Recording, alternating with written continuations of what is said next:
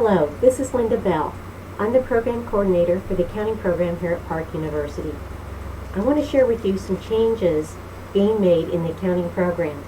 On the left-hand side of your screen, you can see the current courses required in the accounting program with total hours, or total accounting hours of 36 credit hours. Starting fall 2015, for students entering the accounting program, there will be some changes.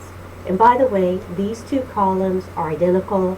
The only difference is whether we're calling it an accounting major or a management/accounting major. But otherwise, the content and the requirements are exactly the same. Essentially what we're doing is keeping it at 36 credit hours, but changing some of the content.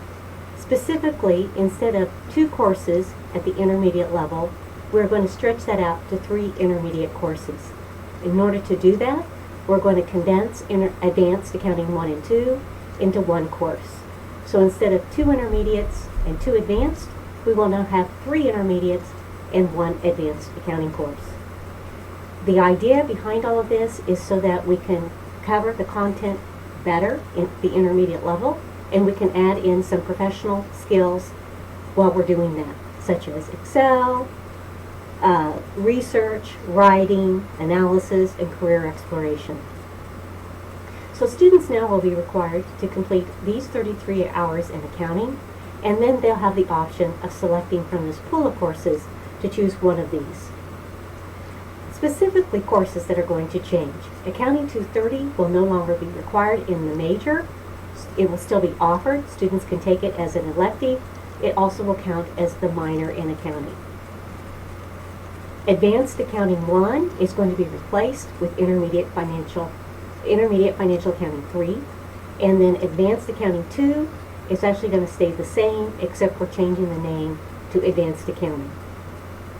Also, let me point out, Accounting 315, Cost Accounting, will be renumbered beginning fall 2016 to Accounting 380. So let's look at the transition plan. All of the accounting program courses will be offered online by fall 2015. In spring 2015, Intermediate 1 is going online, and then in the summer, Intermediate 2 will go online. Fall, Intermediate 3 will be placed online, and Advanced Accounting as well. Likewise, Accounting Information Systems and Auditing will go online in the fall. So by the end of fall 2015, all accounting courses will be available in the online environment.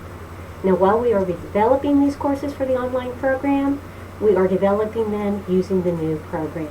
So you can see the intermediate courses are covering like 8 or 9 chapters out of the book. Currently, intermediate courses are covering 12 chapters out of the textbook instead of 8 and 9. For face-to-face classes, here's what I recommend that you do. If a student is ready for Intermediate 1, then they will take the new Intermediate 1 and Intermediate 2, Fall 1 and Fall 2, for the Fall 2015 semester. Notice we're not covering all the chapters in the textbook. Recall there are 24 chapters in that book. Not all of those will be covered in those 2 courses. For a student that completes those 2 in the fall, they'll be ready to take Intermediate 3 in the spring, and then the Advanced Accounting course as well. If a student is ready to take Advanced Accounting 1 in the fall, meaning they've already completed our current Accounting 320 and 325, if they have finished both of those courses, then they'll take the current Accounting 420 Advanced 1 and Accounting 425 Advanced 2. I'm calling it old because in another year we're going to think of those as the old courses, even though while I'm speaking, those are actually the current courses. So they'll take those courses as they currently are being taught. By spring 2016, we are thinking we will no longer need to offer Advanced 1 and Advanced 2. Instead, we still will have the Accounting 425 Advanced Accounting, but it will no longer be called Advanced 2.